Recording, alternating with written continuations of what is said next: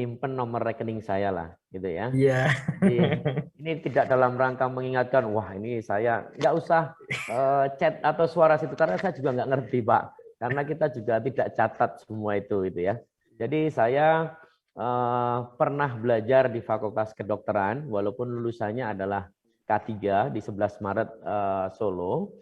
Saya punya pengalaman 18 tahun kerja di tambang. Sebelumnya saya sebagai safety officer dan terakhir saya posisinya adalah kepala teknik tambang. 2017 saya keluar, setelah itu saya di IIBF dan setelahnya baru 1 tahun saya dipertemukan dengan Pas Al-Kaso ini. Jadi siapa Ustadz Haris Mujahid rahimahullah, ini definisi saya. Ustadz Haris Mujahid itu adalah mahasiswa ITB yang beliau mendapatkan beasiswa ke Belanda, terus mengambil studi rangka pesawat terbang sampai beliau mendapat julukan ahli rangka pesawat terbang, dan beliau setelahnya itu tertarik dengan percetakan buku-buku literasi Muslim di Belanda. Waktu itu masih sedikit sekali. Beliau sempat ceritakan ke kami bahwa kami ya hanya menerjemahkan apa yang buku bagus di Indonesia itu ke bahasa Belanda, karena saat itu memang tidak banyak literasi itu, dan kurang lebih sekitar 1 bulan itu mencetak di Indonesia itu 3 sampai 4 kontainer waktu itu. Setelahnya beliau menganggap bahwa itu adalah, kalau di istilah kita itu free finansial gitu ya. Artinya di angka-angka itu sudah selesai lah. Selanjutnya beliau tertarik untuk melamar ke Afgan, ikut di dalam perjuangan di situ, dan disitulah kita ada menyematkan nama beliau aslinya kan Aris Hidayat gitu ya, tapi ada Mujahid di situ. Kurang lebih 1 tahun berjuang di Afgan gitu ya. Dalam perekrutan itu 300 diambil, beliau ikut di dalamnya. Terus diambil 30 gitu ya. Beliau ikut di dalam 30 rekrutmen itu, dan 30 itu diambil 2-nya, beliau salah satu dari 2 itu. Dan beliau berjuang di sana kurang lebih sekitar 1 tahun. Beliau terkena kecelakaan gitu ya, sehingga beliau masuk rumah sakit, dan pada saat masuk rumah sakit itu beliau menangis, sadar gitu ya, bukan menangis karena sakit, tapi kenapa saya tidak syahid gitu ya. Dan selanjutnya dikembalikan ke camp. Setelahnya beliau karena di camp tidak bisa melanjutkan perjuangannya, beliau dikembalikan ke Indonesia dan dalam kondisi lumpuh. Setelahnya 1 bulan beliau melihat di TV ada perang Bosnia. Saat itu beliau menangis kenapa tidak ikut terlibat di dalamnya, dan dari situlah mulai bagaimana beliau meriset untuk dirinya berkaitan dengan kesehatan, karena dalam kondisi yang lumpuh itu harus bangkit kembali, harus kembali ke medan juang kembali itu ya. Jadi itu sebetulnya nyambung dengan kurang lebih sekitar 4 bulan sebelum beliau wafat, kami sempat ketemu dan saya menanyakan, Ustadz, apa makna Pas Al-Kaso bagi seorang founder? Ini penting Bapak-bapak. Makna Pas Al-Kaso bagi seorang pendiri. Beliau sempat sampaikan di situ, Pas Al-Kaso adalah kerinduan seorang mujahid untuk kembali ke medan juang sampai kepastian itu datang. Dan Allah takdirkan kurang lebih 1,5 tahun yang lalu beliau lebih dicintai Allah, dan beliau diwafatkan Allah di Bandung. Jadi itu sekelumit cerita beliau, dan yang menarik tadi pada saat beliau dalam kondisi lumpuh itu belasan tahun mencari metode-metode pengobatan untuk kembali beliau bangkit. Nah, dari situlah beliau mempelajari banyak hal mengenai yang namanya jurnal yang ada di medis. Itu beliau cerita. Sehingga kalau beliau menyampaikan materi mengenai kaitannya dengan sisi pengobatan barat itu sangat dalam sekali, karena beliau selain mengalami di putra-putranya, termasuk pada saat di Belanda, beliau juga mempelajari yang namanya kalau bahasa sekarang itu EBM itu. Terus beliau juga belajar mengenai Tibun Nabawi, Bekam, Fasdu, Lintah, bahkan yang namanya apa itu lebah, termasuk input herbal, beliau melalui semuanya. Dan pada akhirnya, gitu ya, pada akhirnya ada hal yang seperti missing link gitu ya, ada mislink. Jadi sesuatu yang kok nggak nyambung antara input gitu ya, antara output. Ada satu hal kalau disebutkan di dalam ceramahnya di basic itu ya, K itu ya. Nah, beliau meriset di dalamnya dan Allah mudahkan beliau mentadaburi apa yang ada di hadis, apa yang ada di Al-Quran, dan akhirnya ketemulah yang rumusan sekarang ini dinamakan pas al-kasau, dan akhir-akhirnya ini dipanggil dengan sebutan biomekanik gitu ya di dalam sistematika di keilmuannya. Jadi itu sekelumit cerita mengenal sosok Ustadz Haris Mujahid rahimahullah, bagaimana beliau sangat gigih untuk meriset dirinya. Tujuannya adalah bagaimana kembali ke medan juang, tapi di balik semua itu Allah bukakan kemudahan-kemudahan sehingga ilmu ini saat ini sebagai pemegang amanah adalah kita-kita semua, para pastrooper gitu ya. Dan harapannya beliau punya misi kaitannya dengan itu, bahwa pas Al-Kasau ini akan berperan nantinya di akhir zaman, karena tanpa obat, tanpa alat, tanpa operasi, tanpa jimat. Dan itu sangat relevan pada saat akhir zaman, tidak ada energi, apalagi bisa buat obat, alat, dan lain sebagainya. Saya yakin metode ini sangat berperan. Bahkan beliau pun juga meyakini ini nantinya bisa sampai ke akhir zaman. Takbir. Allahu Akbar. Masya Allah. Masya Allah. Itu Masa sekelumit ceritanya. cerita mengenai beliau. Saya akan Masya sambung Allah. lagi Mas Wajar. Siap, Saya siap, akan siap. sambung lagi. Saya akan habiskan waktu, saya cerita aja kan. Sehingga Siap, ada boleh pertanyaan. Pak Abdul, boleh. Mau Oke. sampai jam berapa ini? Nggak apa-apa. Terus yang berikutnya lagi, bagaimana Ustadz Haris sampai di Klaten itu ya.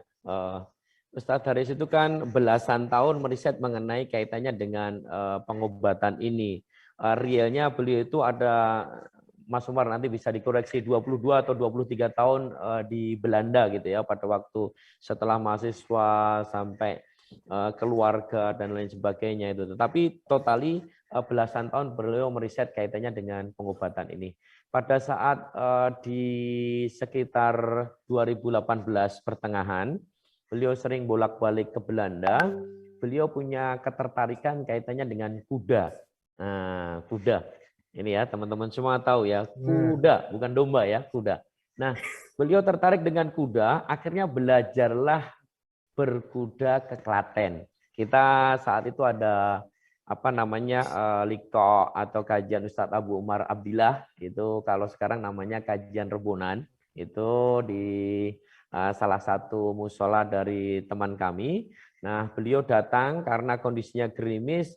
Ustadz Haris ini langsung berada di tengah-tengah kami. Terus saya mau bagi-bagi ini mengenai metode pengobatan. Saat itu namanya belum pas Al-Kasau.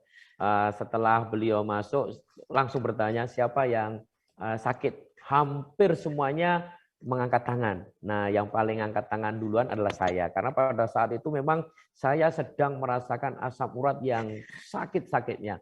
Saya sebelumnya sudah 3 tahun merasakan sakit asam urat hampir setiap 2 minggu kambuh. Dan di tas saya, tas pinggang, itu ada allopurinol, saya sebut merek ini ya, enggak apa-apa. Gitu ya. Itu dari kadar mulai 50, 100, 250, bahkan 500 saya punya. Karena saya belinya di Malaysia waktu itu. Nah, singkat cerita pada saat itu diterapi semua, dan terapi saya ini sangat simpel sekali. Dan sampai sekarang, alhamdulillah, belum pernah sekalipun merasakan asam urat lagi. Gitu ya. Jadi kalau teman-teman nanti rasanya sakit urat, asam urat seperti apa, ya sudah lupa gitu ya. Karena sudah kurang lebih 3 tahun lebih gitu ya. Nah, saat itu ada salah satu pesan dari Ustadz Abu Umar Abdillah, karena semuanya merasakan. Ustadz Abu Umar sempat sampaikan, ini kalau ada orang yang dalam tanda kutip bisa meminang Ustadz Haris, dan ilmu ini bisa disebarkan seluruh masyarakat, ini menjadi amal jariah. Jadi memang sebagai tabiat saya jauh ini jadi remeh-temeh. Akhirnya kami diskusi ke Ustadz Haris, terus beliau akhirnya dalam kata, oke, kita coba. Nah, dari situlah beliau selanjutnya melanjutkan rutinitasnya ke Belanda. Selang kurang lebih sekitar 1,5 bulan, beliau kembali dan tempat yang dituju waktu itu langsung di Klaten. Pada saat ketemu pertama kali di kita, di awal, itu kami diminta untuk mempersiapkan 10 orang yang sakit asma, tapi saya sediakan 34 yang 34-nya itu bukan asma semua. Di terapi jam 2, selesai maghrib, dan pada saat perjalanan dari tempat terapi, itu di rumah teman kami, ke masjid, itu beliau cerita. Ceritanya begini kurang lebih. Pak Bilal, tadi malam saya itu mimpi. Saya itu meninggal. Tapi ada pertanyaan yang sangat berat untuk saya bisa jawab dan bertanggungjawabkan. Utamanya adalah masalah ilmu ini. Saat itu namanya juga belum pas Al-Kaso, Pak. Beliau sampaikan ini adalah medical hacking. Ini adalah medical engineer. Beliau sampaikan begitu. Terus kami pada saat itu langsung sodorkan karena dari hasil pesan Ustadz Abu Umar Abdillah tadi, Ustadz, gimana kalau kita ngadain pelatihan di sini, Ustadz? Ikut kami. Kami udah biasa mengadakan hal seperti ini. Akhirnya beliau, oke, saya seminggu lagi akan balik ke Belanda. Siapkan dalam seminggu lagi 100 orang. Pada saat itu kami juga siapkan bukan 100 orang, tapi 140 orang. Namun menjelang 1 minggu itu, kami mengadakan trial-trial mengenai pelatihan. Tapi semuanya dulu gratis, Pak. Jadi kita datang ke satu perkampungan di mana itu di Tawangmangu gitu ya. Kita rencananya di satu gang itu kita akan buat ahli stroke, ahli asma secara bed-bed. Namun dari orang yang dilatih itu tidak ada satupun yang tertarik. Bahkan kita datang ke pondok juga begitu. Akhirnya berjalan setelah 1 minggu berada di satu tempat, kami ganti formula, Pak. Separuhnya berbayar, separuhnya gratis. Nah, kami coba amati, ternyata yang berbayar itu punya keinginan untuk mempraktekkan ilmu ini lebih dibandingkan yang enggak. Ini rata-rata. Walaupun yang gratis juga ada gitu ya. Akhirnya format inilah yang kami tawarkan ke Ustadz Haris untuk mengadakan pelatihan. Dan saat itu mulailah ada brand yang namanya PAZ. Dulu namanya PAJ, pengobatan akhir zaman, gitu ya. Nah, berlanjut setelah itu tidak, dulu awalnya kita lakukan di masjid karena ini berbayar, akhirnya pindah ke hotel, gitu ya.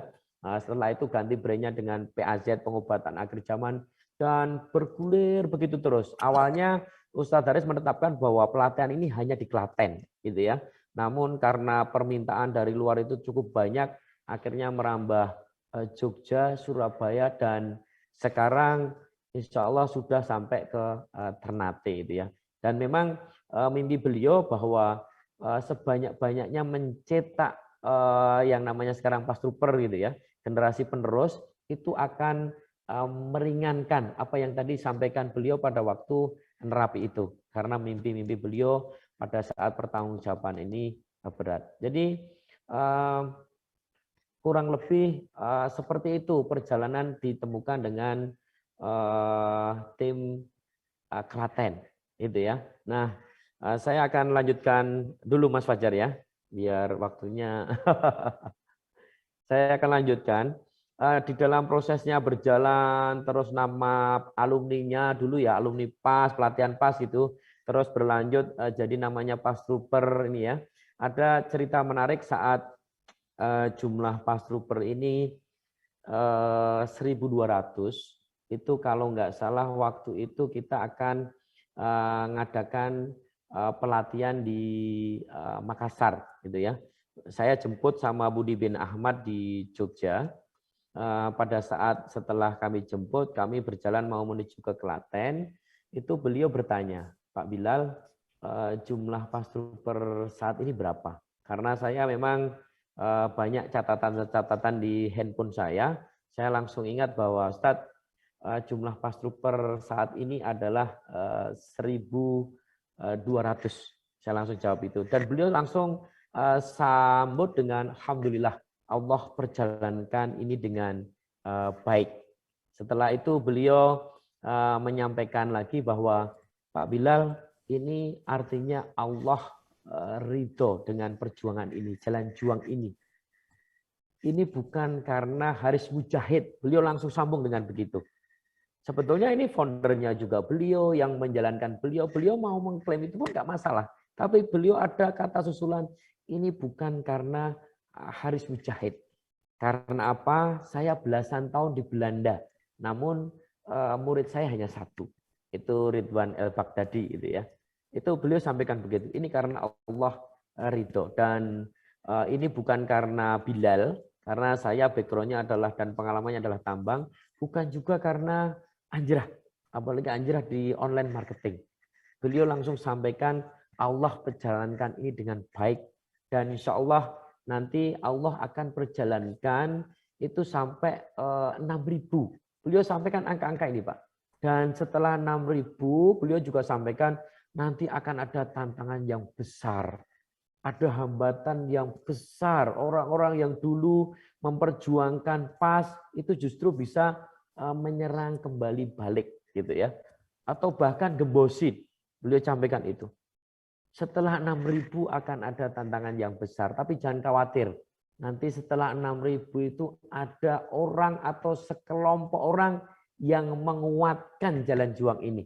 Sehingga nanti jumlah PAS Trooper ini akan menjadi 12.000 dan setelah 12.000 nanti PAS Al-Kaso ini tidak terbendung lagi. Masya Allah. Allahu Akbar. Allahu Akbar.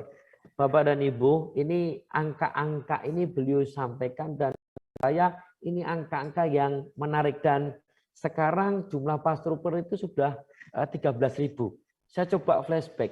Ada apa beliau sampaikan begitu di 1.200 dan ada apa di jumlah 6.000 PAS Trooper. Pada saat jumlah PAS Trooper itu 6.000, Ustadz Haris itu wafat. Pada saat beliau wafat, ini saya cek catatan-catatan, ini PAS Trooper jumlahnya persis 6.000. Jadi itu adalah hal yang sangat besar bagi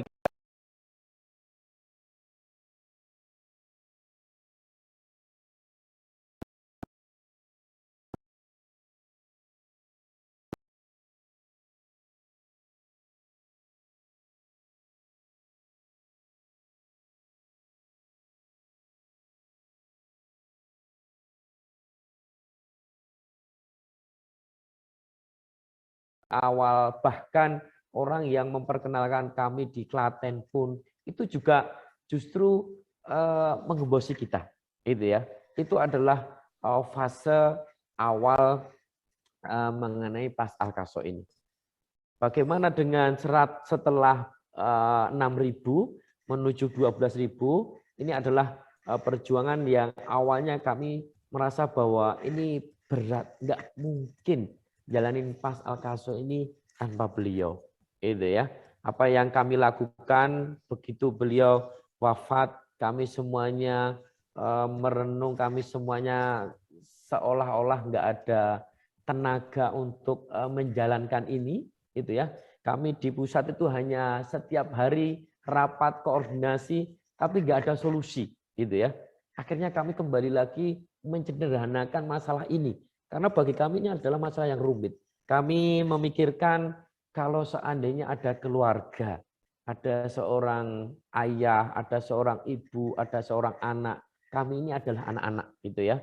Kalau ada seorang ayah yang meninggal, apa yang kami lakukan? Sementara kami anak-anak ini jumlahnya banyak. Kami cara yang paling sederhana dan itu mungkin kita lakukan adalah silaturahmi. Dari situlah muncul program yang namanya PAS on the road. Jadi kami berjalan dari Klaten sampai Aceh itu menggunakan mobil elf gitu ya. Itu di dalamnya ada banyak orang dan pada saat itu sebetulnya kami secara kas finansial itu kosong gitu ya. Kami di jalan itu membawa kaos, membawa labu lidi, membawa semuanya perlengkapan kami jual di singgah di setiap wilayah. Dan hampir 1 bulan kami menjalankan itu. Kami sebetulnya ingin merangkul, ayo saudara-saudara, atau kalau kami memposisikan sebagai kakak tertua, ayo ini adalah takdir dan ini adalah yang terbaik, ayo kita bersama-sama bangkit. Dari situlah kita mulai mengumpulkan energi-energi untuk bagaimana Pas Al-Kaso ini tetap jalan. Karena misi dari Pas Al-Kaso ini sangat besar dan jauh, peranan di akhir zaman, satu rumah, satu Pas Trooper. Masalah kesehatan ini akan selesai di mak-mak Pas Trooper. Kita buat bahwa pengobatan Pas Al-Kaso ini seperti nantinya itu seperti orang kerokan. Ini Masya Allah Pak. Kita dengarnya aja mana mungkin gitu kan. Tapi dengan berjalannya waktu ini sangat mungkin Pak. Masya Allah. Allah perjalankan ini dengan baik. Bahkan kami punya slogan yang namanya Buh Piye Carane. Buh Piye Carane itu sebetulnya kita nggak ngerti Pak caranya gimana. Tapi ini adalah jalan yang benar. Allah insya Allah berikan petunjuk nantinya. Kita jalan saja.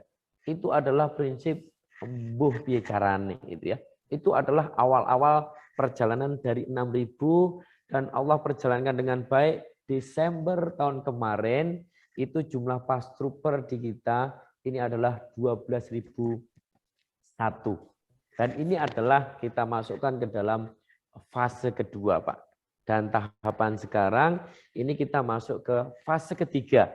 Jadi perjalanan dari 12.000 menuju ke 100.000. Bisa jadi di kita, 100.000 banyak sekali. Tapi ingat Pak, Bapak dan Ibu ya, visi kita adalah satu rumah, satu Pas Trooper. Sehingga 100.000 itu masih sedikit. Gitu ya. Itu sedikit mengenai fase-fase ini. Ini menjadi penting supaya kita memaknai dari setiap jalan ini sehingga ada tahapan-tahapan supaya jalan ini seolah-olah tidak ada ujungnya gitu ya. Kita sekarang sudah menuju ke fase 3. Terus yang berikutnya lagi Bapak dan Ibu yang dirahmati oleh Allah, kita tentunya di dalam perjalanan ini tidak lepas juga dari yang namanya rintangan-rintangan ataupun hambatan-hambatan sehingga ini menjadi tantangan kita semua untuk bagaimana supaya ini bisa berjalan baik. Salah satunya saat ini yang masih menjadi PR kita adalah aspek legal, gitu ya. Aspek legal kita sedang melakukan pengurusan di Kemenkes. Tahapannya adalah sebetulnya kalau di dalam lari itu kita itu sudah melihat garis finish kaitannya dengan izin gitu ya. Namun ini belum sampai finish karena ternyata begitu kita mau finishkan gitu ya, ini pejabat-pejabat yang ada di Kemenkes ini mengalami pergantian gitu ya. Terus termasuk juga bingkai dari jalan juang setelah ini itu apa? Bingkai jalan juang setelah ini semuanya diwadahi dalam 3 hal. Yang pertama itu kaitannya dengan profesi, itu ada yang namanya pasti. Jadi teman-teman semua Pas Trooper, saya berharap jika Anda semuanya itu adalah bagian dari terapis dan itu adalah profesionalisme, bergabunglah dengan Pasti. Karena Pasti adalah satu-satunya wadah untuk profesi daripada Pas Trooper itu ya. Dan itu juga amanah dari Ustadz Haris Mujahid rahimahullah. Visi dari Pasti berkontribusi positif bagi peradaban kesehatan dunia itu juga dari Ustadz Haris Mujahid rahimahullah.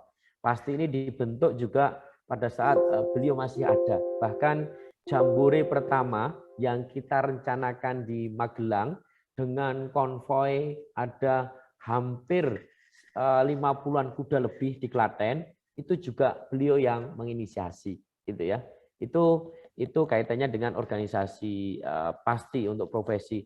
Bagaimana dengan yang lain? Ada namanya PGU, Pas Generasi Unggul. Ini adalah wadah untuk pelatihan. Jadi concernnya PGU memang di pelatihan. Bagaimana jumlah orang yang ikut peserta pelatihan lebih banyak dari waktu ke waktu. Targetnya adalah saat ini menuju ke 100.000. Selain itu kualitasnya. Kalau sebelumnya dari 100 ada 20 atau 30 orang yang praktek, bagaimana supaya 50 gitu ya.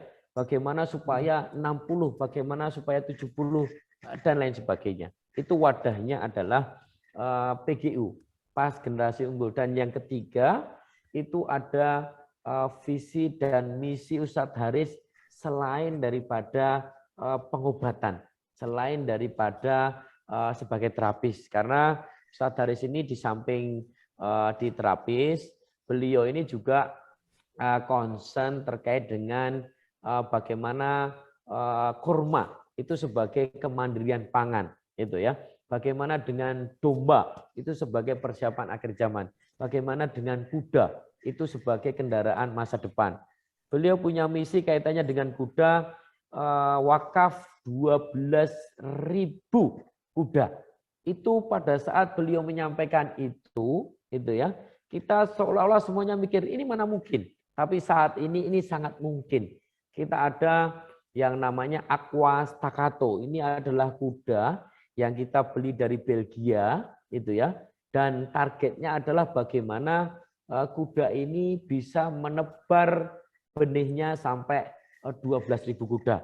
Dan dengan inseminasi buatan ini menjadi sangat mungkin, itu ya.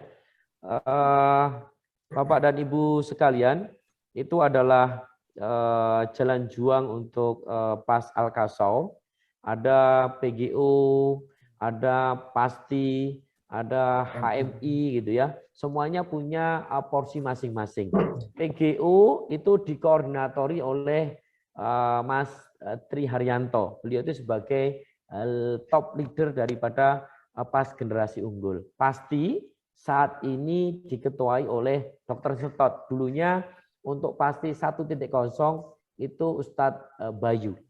Dan Haris Mujahid Indonesia itu top leadernya adalah Ustadz Mas Umar Abu Khalid. Ini putra mahkota ya. Itu kegiatan-kegiatannya. Baik, itu Mas Fajar beberapa hal saya sampaikan supaya teman-teman tidak salah arah. Untuk selanjutnya monggo saya kembali. Ini ada ilmu baru ini. Ilmu baru ini Mas Fajar. Ini tidak ada terapi. Jadi ini penting Bapak dan Ibu ya, mengenal sosok Ustadz Haris Mujahid rahimahullah. Ini saya mau cerita, yang cerita ini bisa jadi tidak ada di pelatihan itu ya. Seperti apa sih sosok beliau? Ini bagi saya sendiri ya. Saya memposisikan Ustadz Haris Mujahid rahimahullah itu seperti sahabat. Bapak juga, Ustadz juga, bahkan sebagai partner dalam kalau bicara bisnis yaitu bisnis, atau kalau dalam proyek itu juga proyek gitu ya. Ustadz Haris itu yang saya kenal sampai beliau wafat, itu beliau pada saat kami kenal pun juga tidak punya mobil. Rumahnya pada saat kami bersilaturahmi ke rumahnya begitu, pada saat saya melayat juga begitu. Padahal beliau bisa lebih dari itu. Terus beliau tidak punya rekening, Bapak dan Ibu ya. Ini penting ini. Jadi semua kegiatan kaitannya dengan pelatihan dari beliau bergabung dengan tim Klaten sampai beliau wafat, itu yang ngelola saya. Dan tidak selalu menyisakan. Jadi begitu ada pelatihan, kegiatan, kurang lebih sekitar 3 hari sampai 1 minggu itu hasil-hasil dari pelatihan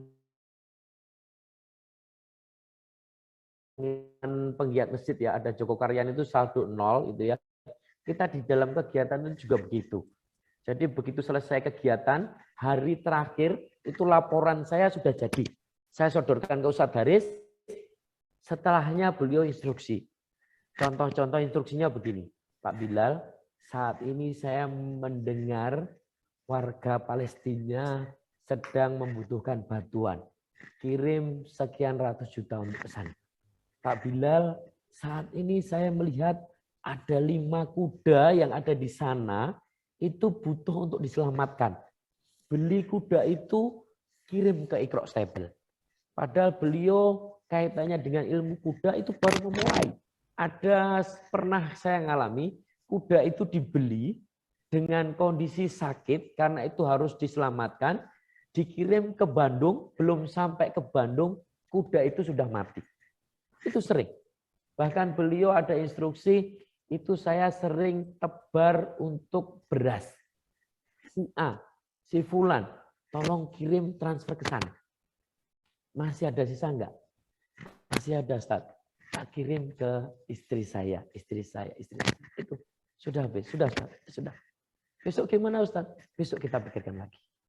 Beliau selalu begitu. Bahkan kayak bicara mengenai tadi tebar benih kuda, itu beliau inspirasinya pada saat berkunjung ke Eclipse Stable yang ada di Solo, itu dipunyai oleh yang punya Hartono Mall. Itu pada saat beliau melihat pejantannya, itu harganya 2,6 miliar. Dan Ustadz Haris tanya, Ustadz Haris tanya, Pak, kalau saya mau mengawinkan kuda saya di sini, berapa biayanya? Saat itu langsung disebut, kalau kuda Bapak bagus, biayanya 50 juta. Tapi pada saat kuda Bapak biasa-biasa saja, ini biayanya 15 juta. Jadi antara 15 sampai 50 juta. Beliau langsung kesimpulan, begini nih, yang namanya kuda jadi semakin mahal dan hanya dipunyai oleh 1-2 orang. Akhirnya beliau punya misi, Pak Bilal, kita beli kuda terbaik, dari peternakan terbaik, nanti kita datangkan suatu tempat dan nanti dalam tanda kutip benihnya kita ecer. Gitu. Jadi spermanya kita ecer, sperma kuda itu. Dan kita punya peternakan domba, kita nanti sembelih domba, orang-orang yang mau mengawinkan kudanya datang ke tempat itu dan kita bagi sate kambing secara gratis. Jadi di saat orang lain itu bisnis seperti itu, Pak, beliau visinya langsung kita gratis. Kaitannya dengan benih kuda. Seperti itu. Dan misi dan visi ini sebenarnya relevan dengan tadi. Saya mewakafkan 12.000 kuda berikut penunggangnya. Ingat Pak, berikut penunggangnya yang bisa memanah di atas kuda. Nah, kalau Ustadz Haris nanti 12.000 kuda itu sudah terwujud, ini kira-kira penunggangnya siapa Pak? Kalau bukan kita-kita. Makanya ayo Pak Super kita belajar berkuda, belajar memanah di atas kuda. Kan sangat nggak mungkin. Kita ini punya guru yang mewakafkan 12.000 kuda, tapi penunggangnya orang lain. Mestinya kita Pak ambil peran Pak. Ustadz Fadli sangat mungkin Pak. Ada kuda-kuda yang bisa menopang sesuai dengan postur Ustadz Fadli. Gitu ya.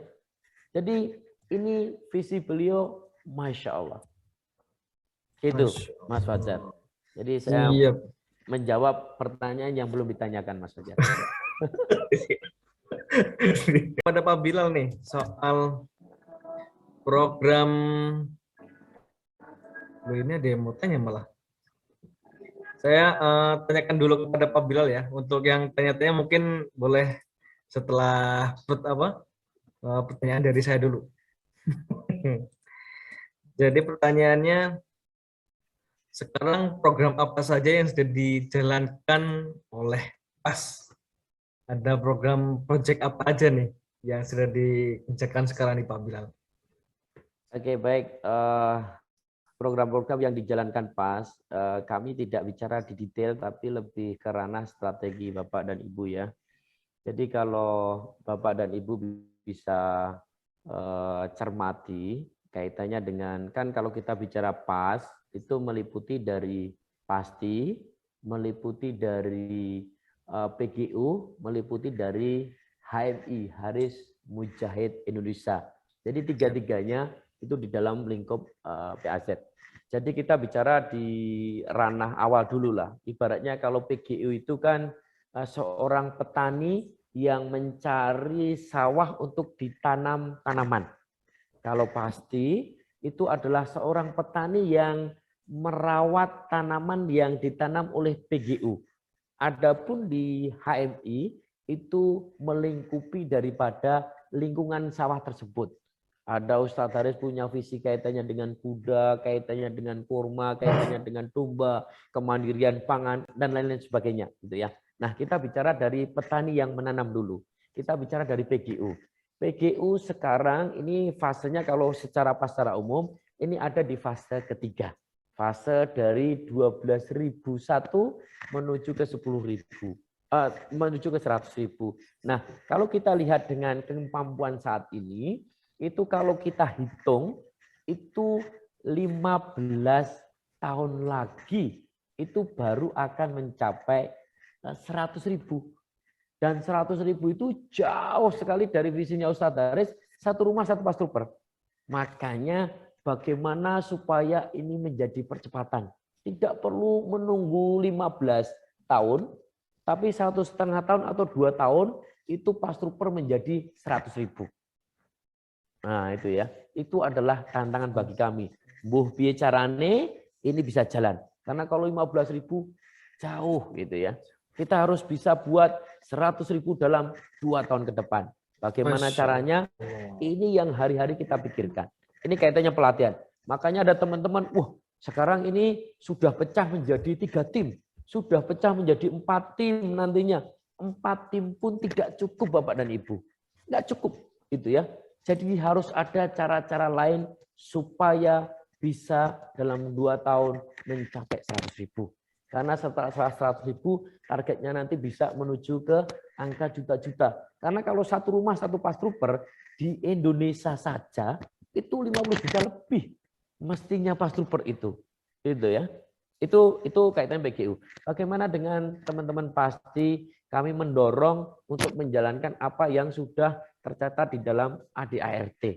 Ada kemarin Rakernas, fasilitasi di Ayub Camp, bagaimana komitmen itu dijalankan. Fokus utama di PAS itu adalah bagaimana teman-teman semua untuk menjadi profesional dan beradab. Gitu ya.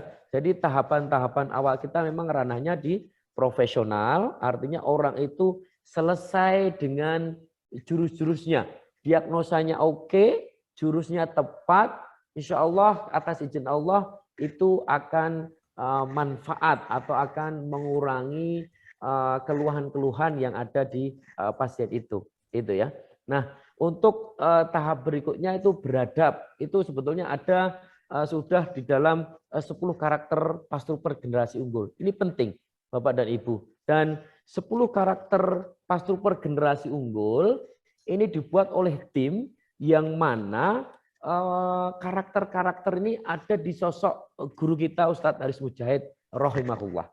Dan kalau kita mendalami, ini sebetulnya kita menjadi muslim dan muslimah yang baik, berakhlakul karimah.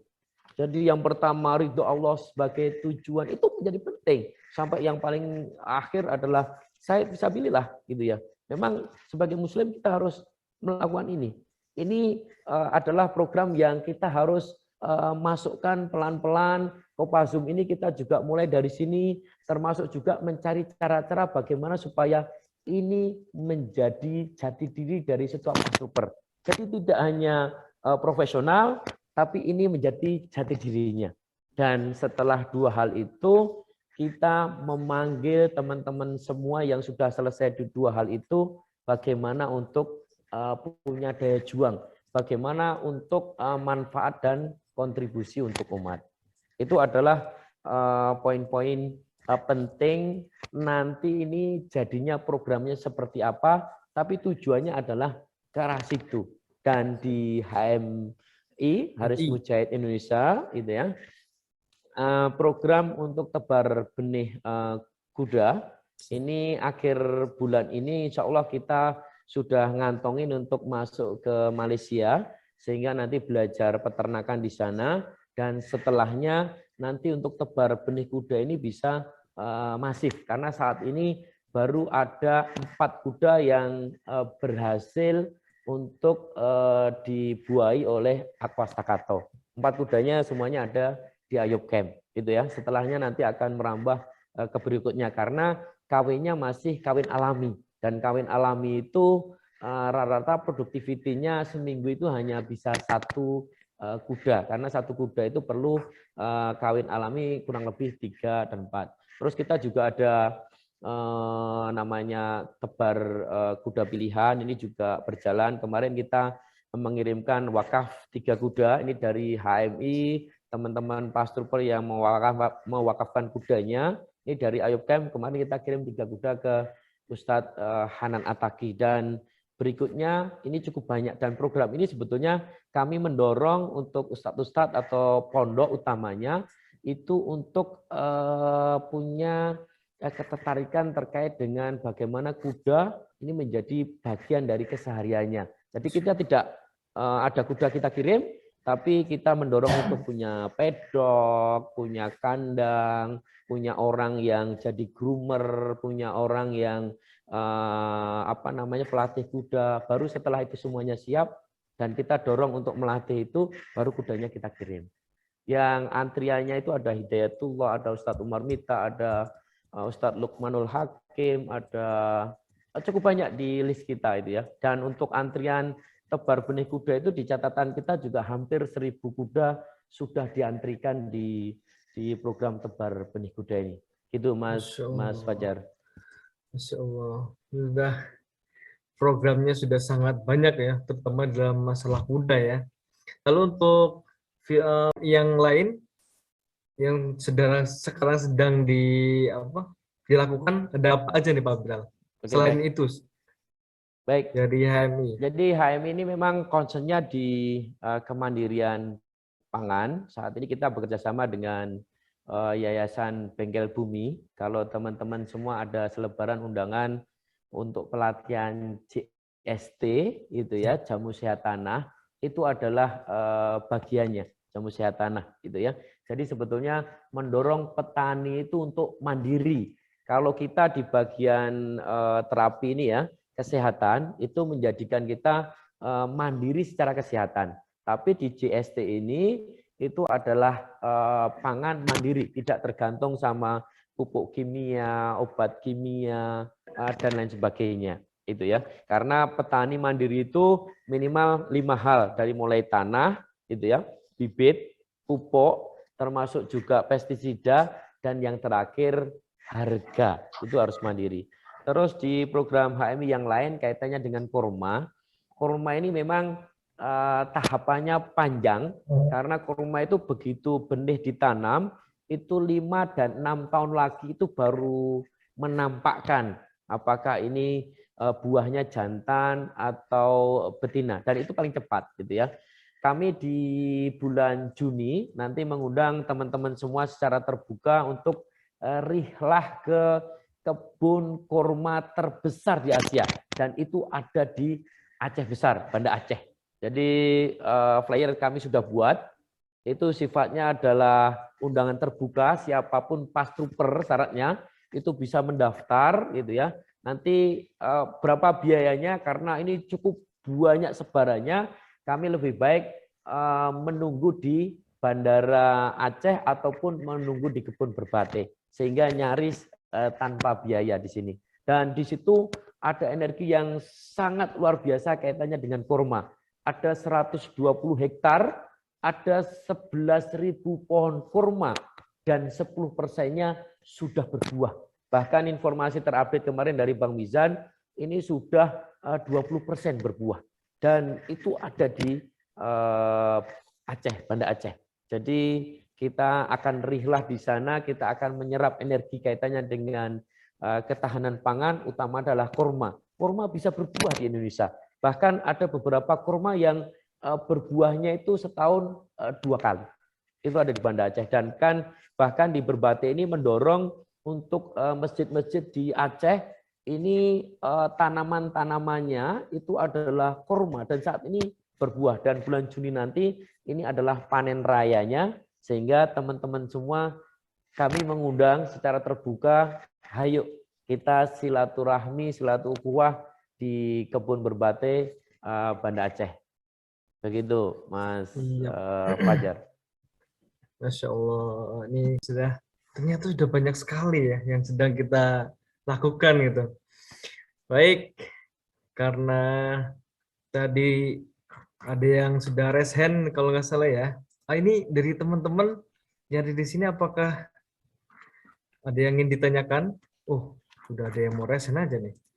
Silakan yang dari tadi raise ini Pak Ahmad Faisal ya.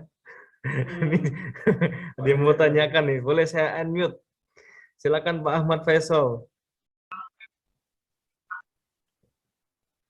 Assalamualaikum warahmatullahi wabarakatuh. Waalaikumsalam Waalaikumsalam. warahmatullahi wabarakatuh. Gimana Atas Pak waktu Faisal? yang diberikan, alhamdulillah, Pekalongan terang benderang, tidak hujan, Alhamdulillah. Masya Allah. tidak ada pawang hujan. Pekalongan mendunia. Boleh, Menarik Pak. sekali apa yang telah disampaikan oleh Pak Bilal ini. Sebetulnya tadi pertanyaan sudah disampaikan oleh Mas Fajar ini. Waduh, Mas Fajar ini tidak nanya. Tapi nggak apa-apa. Alhamdulillah saya ditakdirkan oleh Allah bergabung dengan Pas Al-Kasau. Alhamdulillah. Menjadi anggota PASNI juga. Ya. Sudah lama saya ingin bergabung dengan Pas Al-Kasau. Sebetulnya sebelum Ustadz Haris Mujahid meninggal. Tapi qadarullah saya baru mengikuti pelatihan basic Al-Kasau di Yogyakarta tahun 2020. Jadi tidak bisa bertemu dengan beliau saat Haris Mujahid. Tapi alhamdulillah masih bisa bertemu dengan para sabunal awalun.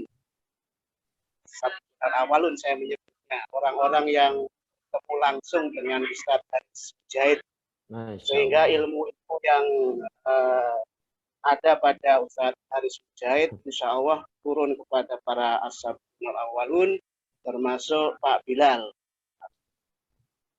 Ada satu pertanyaan yang ingin saya sampaikan, apa sih program kerja atau misi yang belum terrealisir dari Ustadz Haris Mujahid? Meskipun sekarang ini sudah ada PGU ataupun PASTI dan HMI ya, tapi mungkin ada sisi-sisi lain yang itu menjadi cita-cita dari Ustadz Haris Mujahid, misalnya dari sisi askariyah atau tentara itu kan, Jundullah, apakah merupakan salah satu misi atau cita-cita dari Ustadz Haris Mujahid.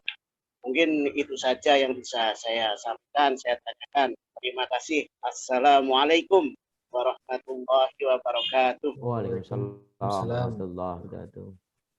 Boleh langsung dijawab satu pertanyaan dulu Pak Bilal ya. Boleh, monggo. Nanti yang lain bisa menyusul untuk tanya jawabnya. Baik, alhamdulillah. Terima kasih Pak Ahmad Faisal ya.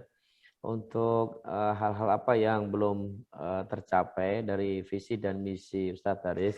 Jadi kalau saya melihatnya bahwa saat ini tahapannya adalah tahapan awal. Jadi visi beliau ini panjang, jauh sampai akhir zaman gitu ya.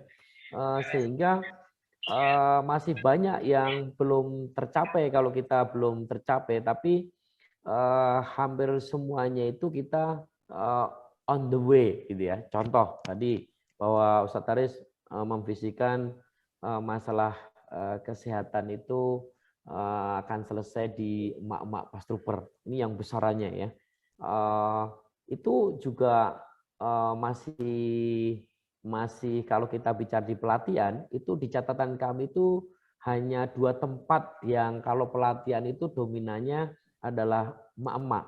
Yang pertama itu ada di Banda Aceh, yang kedua itu sepengetahuan saya itu ada sekali di Makassar. Tapi setelah itu Makassar juga dominan bapak-bapak. Kalau kita lihat persentase di tempat lain itu umumnya itu 70-30 gitu ya. Terus yang berikutnya lagi, satu rumah satu pas trooper. Tadi saya udah kasih hitungan nggak ya? Siap. Kalau satu rumah satu pas trooper di Indonesia itu misalkan 200 juta jiwa gitu ya. Satu rumah itu ada 4 orang gitu ya. Itu di Indonesia membutuhkan 50 juta pas trooper gitu kan. Sekarang pas trooper berapa gitu kan. Itu poin. Dan sekarang kan di pengobatan, ikhtiar pengobatan kita ini kan dominansinya masih biokimia itu ya. biomekanik belum ke arah sana. Itu juga OTW menuju sana. Terus yang berikutnya lagi, yang namanya tadi di HMI ya, wakaf 12.000 kuda, gitu ya. Kita menuju ke sana dengan aqua staccato, ini sangat mungkin karena hitungan kami Pak secara riset bahwa sekali kuda itu, ini mohon maaf ibu-ibu ya bicaranya begini karena ini memang kuda gitu ya. Jadi sekali kuda itu spermanya keluar itu bisa digunakan untuk membuahi 60 sampai 70 kuda. Seminggu itu bisa keluar kurang lebih sekitar 3 kali sampai 4 kali. Artinya seminggu kalau dihitung kasar gitu ya, 250 kuda itu bisa. Sehingga sebulan bisa 1.000 gitu ya. Kalau 12.000 ini bisa 1 tahun dengan sistem inseminasi buatan. Walaupun ini bentuknya adalah benih gitu ya.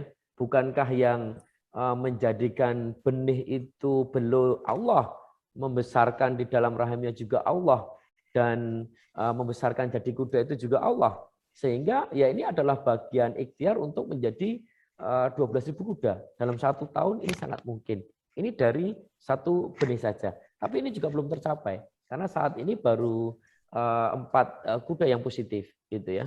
Terus yang berikutnya lagi, mengenai beliau juga punya visi kaitannya dengan kuda, bagaimana kuda ini menjadi murah karena saat ini kuda hanya dikuasai oleh segelintir orang dan kuda ini 90%-nya lebih itu adalah kuda-kuda setan. Kuda yang diternak, dikembangkan untuk jalan-jalan judi, taruhan dan setipenya gitu ya. Bagaimana kuda ini murah, terjangkau. Salah satunya juga dengan tebar benih kuda ini. Itu juga menjadi bagiannya. Ada visi kaitannya dengan domba juga, bagaimana 1 orang itu bisa ternak 1.000 domba, itu ya. Itu beliau juga punya misi kaitannya dengan itu. Bagaimana dengan kurma, 1 rumah ada 1 pohon kurma, itu ya. Bukan biji kurma ditanam terus tumbuh kecil gitu ya. Beliau pohon bentuknya, artinya itu sudah ya umuran 6 tahun, 7 tahun yang sudah bisa berbuah begitu. Itu adalah bagian dari visi beliau untuk panjang. Adapun itu diterjemahkan di dalam pasti berkontribusi positif bagi peradaban kesehatan dunia. Apa sekarang sudah masih jauh. Tapi ini adalah on the way gitu ya.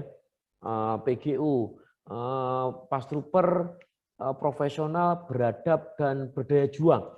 Apakah dari 13.000 itu semuanya sudah profesional?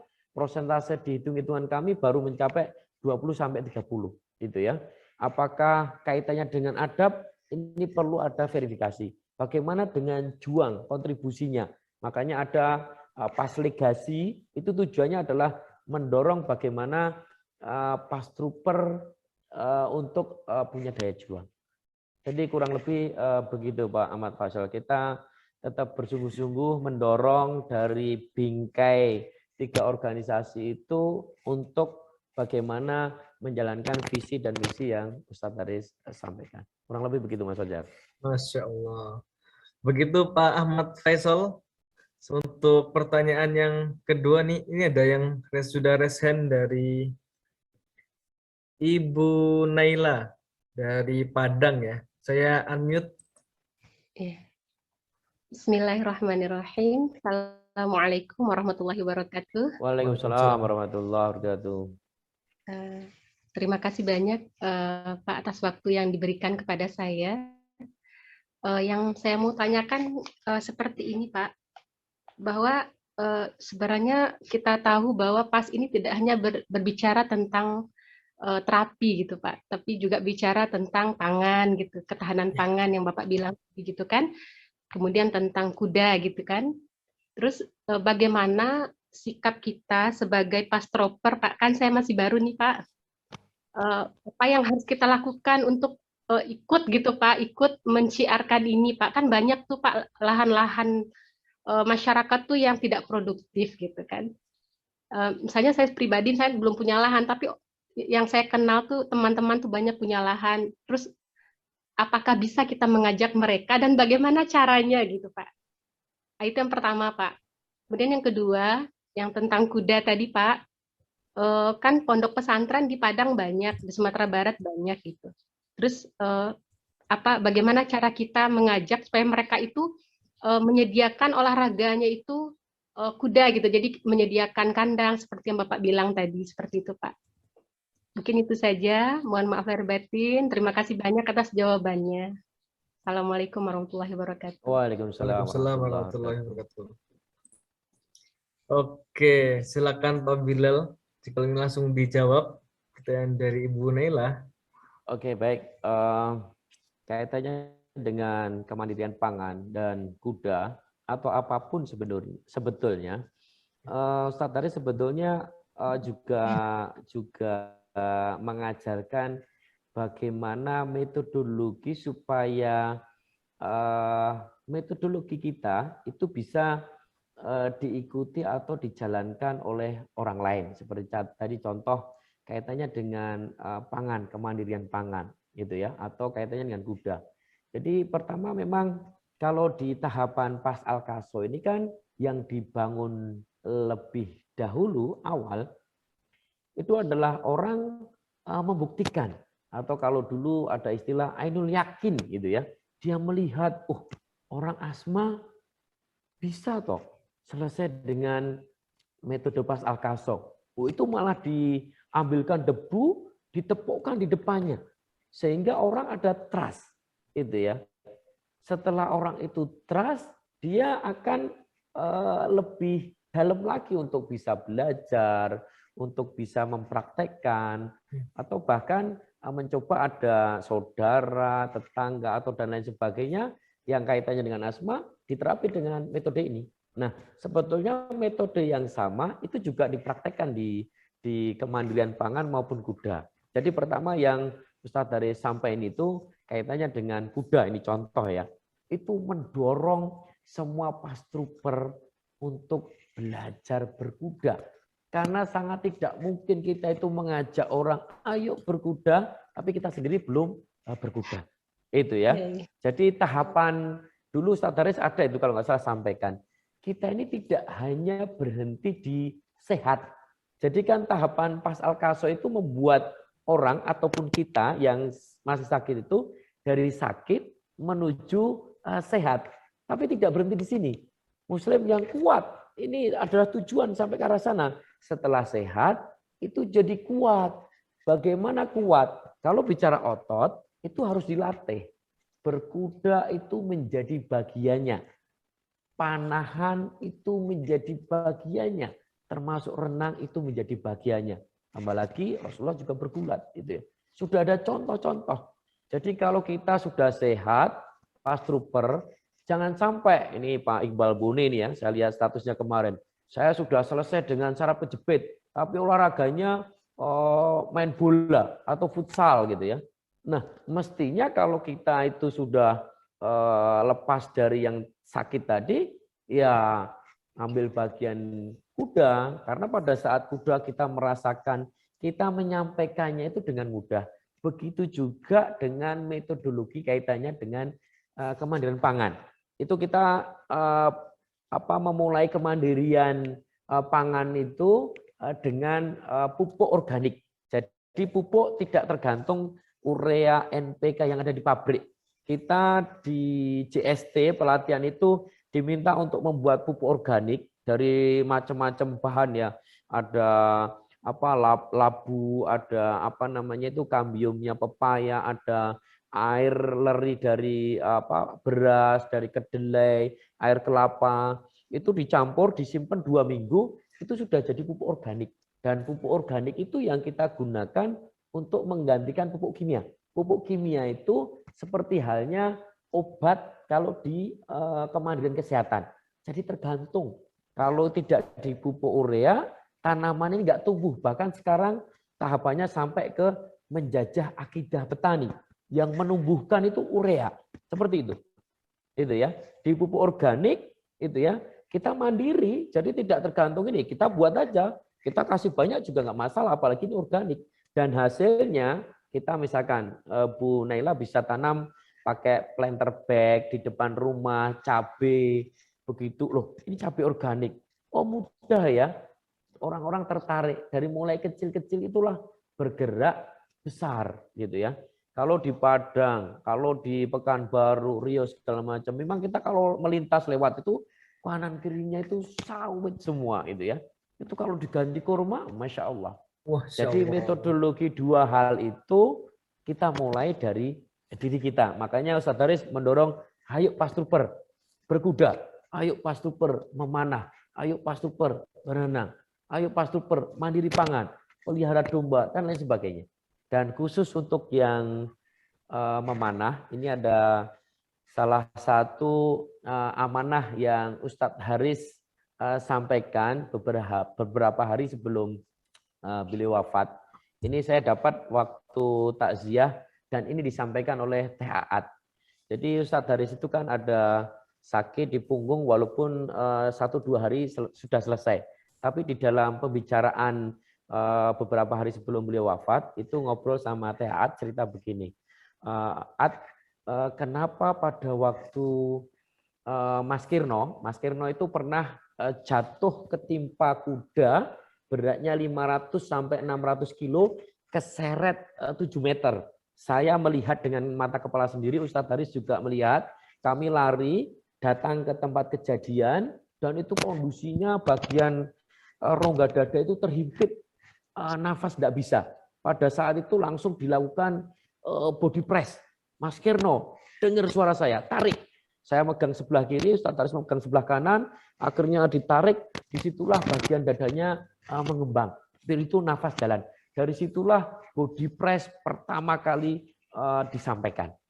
Itu ya. Itu yang pertama. Terus yang kedua, kenapa sih saya Bilal itu pada saat kita trekking di Semarang itu saya jatuh, saya diinjak-injak kuda itu sejumlah 5 sampai 6 kali di bagian sini. Jadi ini saya pakai bajunya juga ini sobek ini. Kalau Bapak Ibu lihat ada tambalan, saya sengaja memang menggunakan ini ya, ada kenangan khusus itu ya. Pada saat saya diinjak-injak kuda sejumlah 5 sampai 6 kali, itu di bagian dada saya tidak patah itu ya. Itu Ustadz Haris menyimpulkan Mas Kirno dan saya ini pemanah. Saya kalau waktu mau lomba, pernah saya ke Malaysia itu ya, kejuaraan, itu sehari saya harus melepaskan anak panah sejumlah 1.500 dan LBS yang saya pegang itu adalah 55 LBS horsepower dan memanah itu akan membuka rongga dada dan melenturkan daripada tulang-tulang yang ada di rongga dada itu ya dan membuat elastis. Nah, jadi belum beliau wafat itu ngobrol sama Teat begitu. Kenapa Bilal sama Mas Kirno itu waktu ketimpa kuda, keinjak kuda, itu mudah saja mengembalikan rongga dadanya. Beliau simpulkan, oh karena mereka berdua adalah pemanah. Setelah itu Ustadz Haris berurusan, kalau gitu Pas Trooper harus memanah. Itu Bu. Jadi memanahlah, apalagi kita sebagai putri itu ya, perempuan gitu ya, itu kan kendor gitu kan. Dan banyak yang dikhawatirkan itu adalah benjolan gitu ya. Dan itu munculnya di rongga dada gitu ya, di otot-otot situ. Jadi penting Pas Trooper berkudalah, memanahlah. Berenang cukup banyak Pas Trooper yang berenang gitu ya. Tapi berkuda memanah itu kita adalah yang mewarisi mengenai olahraga ini. Itu ya. Itu Mas Fajar. Siap. Ini Ibu Naila, apakah sudah cukup? Cukup. Terima kasih banyak Ustadz Bilal, Pak. Sama-sama Bu Naila. Siap. Untuk yang lain ya, jika lo ingin punya pertanyaan atau di YouTube juga, kalau misal di YouTube yang ingin tanya-tanya boleh tulis di kolom chat YouTube juga ya. Kalau misalnya di YouTube kan ya belum bisa di Zoom, kalau misal belum bisa masuk ke Zoom bisa chat di situ juga boleh. Untuk kalau nggak ada yang tanya, sebagai dosen saya tanya dulu deh kepada Pak Bilal. Assalamualaikum. Waalaikumsalam. warahmatullahi wabarakatuh. Izin bertanya Pak Bilal. Oke, Oke, silakan. silakan Pak. Ini Pak siapa? Pak siapa nih namanya? Pak Holistik. Pak Habib. Pak Habib. Pak Habib. Habib yang namanya. Siap. Untuk pertanyaan, boleh satu pertanyaan Pak ya? Ya, Ya, persilakan. ya. Saya kan ikut pasal kasau baru ya. Sebenarnya tahu dari tahun 2019 lah. Pasal kasau itu. Nah, kebetulan baru sempat dan ada waktu ikut di yang angkatan Kerawang. Karawang. Ya, yang basic gitu. Nah, pertanyaan saya kan ikut upgrade yang diabetes. Terus Siap. ikut yang online yang skoliosis dan online yang stroke Siap. yang di Telegram itu. Siap, siap. Ya. Nah, saya kan mengajukan beberapa pertanyaan, tapi kenapa kok nggak ada yang respon ya? Wah, ini. Nggak ada yang respon dan memberikan solusi. Sedangkan itu pertanyaan itu kan ibaratnya penting buat saya karena saya sebagai seorang terapis ya. Siap, siap, siap. Ya, karena ibaratnya kasus-kasus yang saya tangani saat-saat ini memang mungkin bisa dikategorikan parah-parah gitu kan. Makanya saya berminat untuk upgrade ke yang online-online itu meskipun belum sempat untuk yang offline ya. Gitu. Siap, siap, siap. Mohon grupnya yang skoliosis dan stroke untuk grup yang lainnya juga ya minta tolong untuk dipantau lagi dan kalau ada pertanyaan tolong di respect lah yang bagus demi kemajuan ya istilahnya demi kemajuan grupnya juga gitu kan. Karena orang bertanya mungkin karena kan pasti tidak tahu ya dan bagaimana arah penanganannya gitu kan. Mohon mungkin itu aja pertanyaan dari saya. Akhirul kalam. Wassalamualaikum warahmatullahi wabarakatuh. Waalaikumsalam warahmatullahi wabarakatuh. Pak Habib, terima kasih masukan. Ini tidak perlu sebetulnya bukan pertanyaan ya. Jadi ini masukan, ini sangat baik. Ini kita coba buat penanggung jawab untuk masing-masing grup lah. Karena ini di Telegram ini memang responnya berbeda dengan WA ya, tapi itu tidak bisa menjadi alasan. Insya Allah kita akan coba aktifkan lagi di penanggung jawab untuk Telegramnya. Terima kasih masukannya Pak Habib dari Kriya Sehat Holistik The Master. Siap. Boleh. Untuk terima kasih masukannya. Dari saya Pak Bilal ya, mungkin dulu teman-teman dari PAS kan juga sempat berkunjung ke para ustadz ya dalam rangka mengenalkan PAS Al-Kasau di berbagai daerah gitu kan. Dulu sempat ke di Purwokerto, lalu di Samarinda, lalu di Jakarta. Nah, ada yang menarik nih, sewaktu di Samarinda Pak Bil, katanya juga bertemu dengan Ustadz Baharus Musadat nih. Boleh nggak sharing apakah ada pesan untuk Pas Al-Kasau dan Pas Super dari Ustadz Baharus Musadat gitu? Oke, baik, Mas Fajar. Jadi berkaitan dengan silaturahmi ke Ustadz, ini sebenarnya juga bagian dari kebiasaan Ustadz Haris Mujahid rahimahullah waktu beliau masih ada itu pada saat di Klaten itu ya.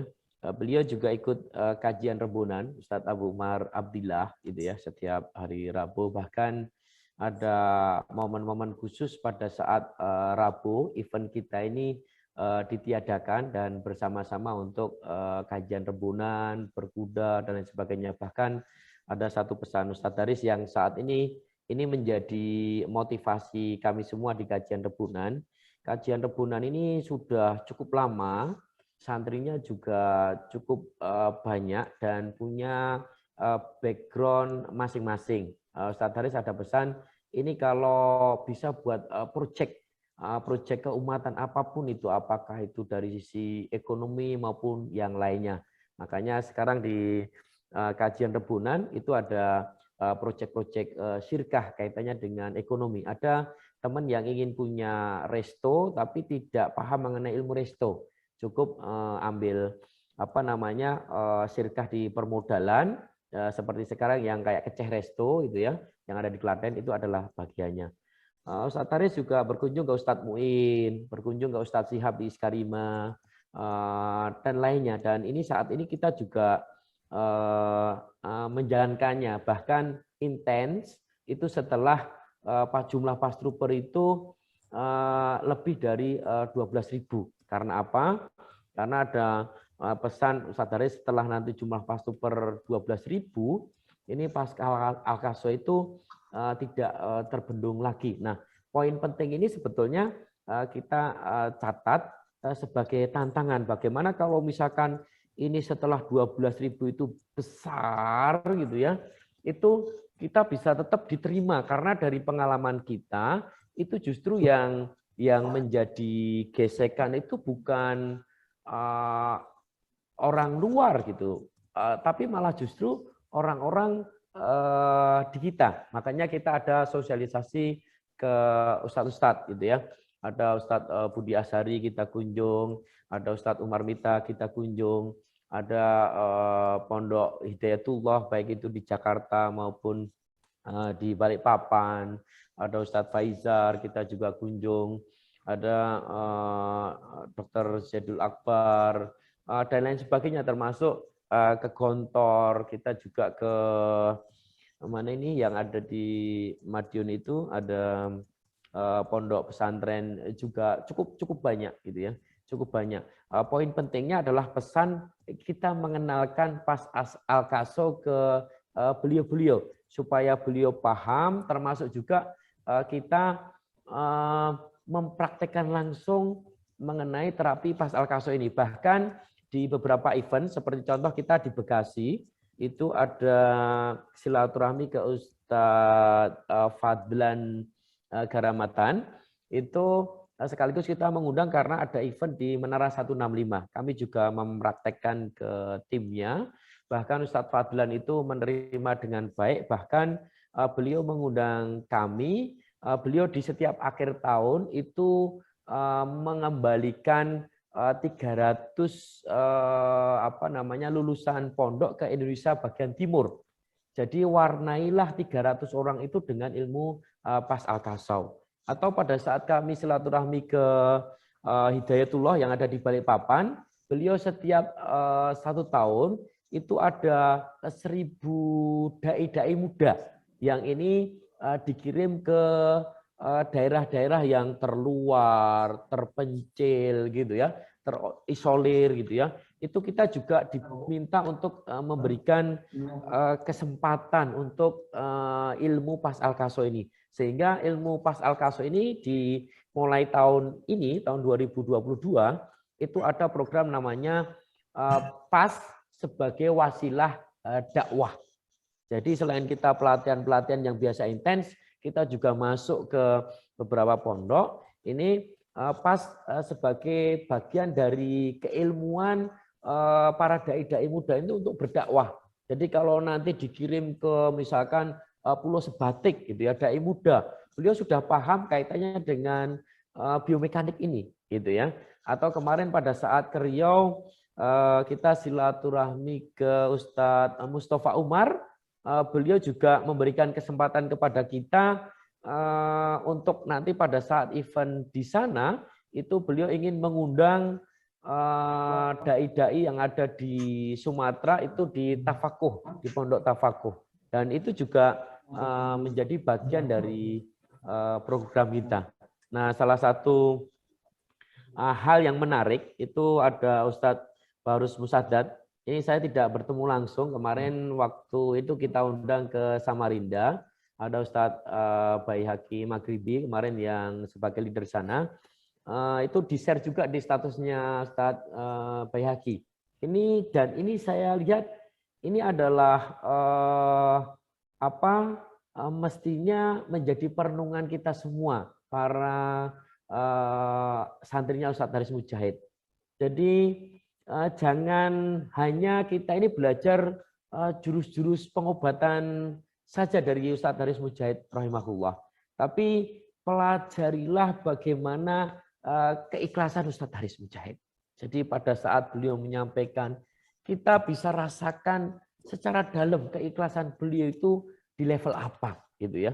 Dari tulus bagaimana beliau mengajarkan ilmu ini. Bahkan pernah ditawarin juga mengenai membuka rumah sakit di seluruh kota. Beliau tidak, mimpi saya bukan itu. Kalau hanya masalah itu saya sudah selesai gitu ya. Terus yang berikutnya lagi, pelajarilah semangat dari Ustadz Haris ini menginginkan kemuliaan Islam untuk kembali berjaya. Beliau sering sampaikan mengenai izahnya umat. Ada pesan quote yang bisa jadi ini di beberapa saat, beberapa hari sebelum beliau wafat. Itu ya. Itu himbauan kepada super itu ya. Jangan bicara perasaan pribadi. Jadi diawali dengan tulis visi ke depan. Jangan bicara perasaan pribadi. Kita berkumpul di sini untuk izahnya Islam. Ini kan terkadang teman-teman kan kayaknya status dan lain sebagainya itu kan hanya ya terkadang makan terlambat. Itu kan hanya perasaan-perasaan remeh-temeh gitu. Dan sebetulnya Ustadz Haris juga kalau ada yang gitu, wah, sayang gitu ya. Ada kesempatan ini. Terus yang berikutnya lagi, pelajarilah bagaimana beliau mempelajari dan merenungkan ayat-ayat Allah. Sehingga dari seorang Ustadz Haris Mujahid rahimahullah, dari beliau, itu muncul mengenai metode kemandirian kesehatan. Dan semestinya itu kembali lagi bahwa, sisi lini dari kehidupan itu tidak hanya kesehatan. Kesehatan penting, tapi tidak hanya kesehatan. Banyak hal. Mestinya semuanya kembali dan berkiblat ke situ. Terus yang berikutnya lagi, pelajarilah bagaimana Ustadz Haris mempelajari dan mengamalkan hadis-hadis Rasulullah. Mulai barang siapa di rumah yang menanam adat pohon kurma, tidak ada kelaparan di dalamnya. Beliau mengimani itu, bahkan beliau meyakini semua pastor harus tanam pohon kurma. Kalau kita makan kurma, bijinya jangan dibuang. Semai, nanti tanam. Seperti itu beliau. Terus pelajarilah bagaimana beliau memandang dan merenungkan dan mengambil pelajaran dari makhluk-makhluk Allah. Gitu ya. Bagaimana beliau tadabbur kaitannya dengan, kalau di Pas Maryam itu jelaskan mengenai bagaimana proses lahirnya hewan-hewan itu kan, tadabbur itu ya.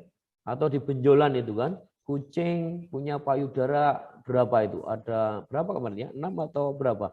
Tapi tidak ada cerita atau berita di Quran itu benjolan payudara kucing gitu ya. Nah, kalau disambung lagi Ustadz Haris di materinya benjolan itu, kita manusia katanya Pak canggih, pinter, punya 2 aja benjolannya banyak. Nah, begitu. Nah, itu ini kata-katanya Ustadz Haris itu ya. Itu adalah bagian, sehingga ayo teman-teman semua pas trooper, mestinya dari ini kita semakin yakin lagi tingkatannya, sehingga kembali kepada Quran sebagai panduan hidup kita, baik itu di dunia maupun di akhirat. Kalau dari kemandirian kesehatan saja dengan tadabbur beberapa ayat, itu Masya Allah dampaknya seperti itu. Bagaimana dengan sendi-sendi atau lini dari kehidupan sisi kita yang lainnya. Demikian, Mas Fajar. Wah, baik Pak Bilal. Ini kalau saya lihat untuk sekarang sudah pukul jam 9:20 ya. Ini Masya Allah, partisipannya. Waktunya. Kalau tadi kan sudah banyak yang tanya-tanya lewat Zoom ya. Saya ambil pertanyaan Pak Bilal dari YouTube ya.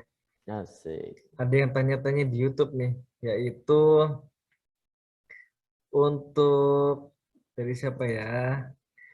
Nyono Eko Prasetyo. Pertanyaannya, Ayub Camp apakah akan diadakan atau dibangun di tiap-tiap kota? Nah, itu.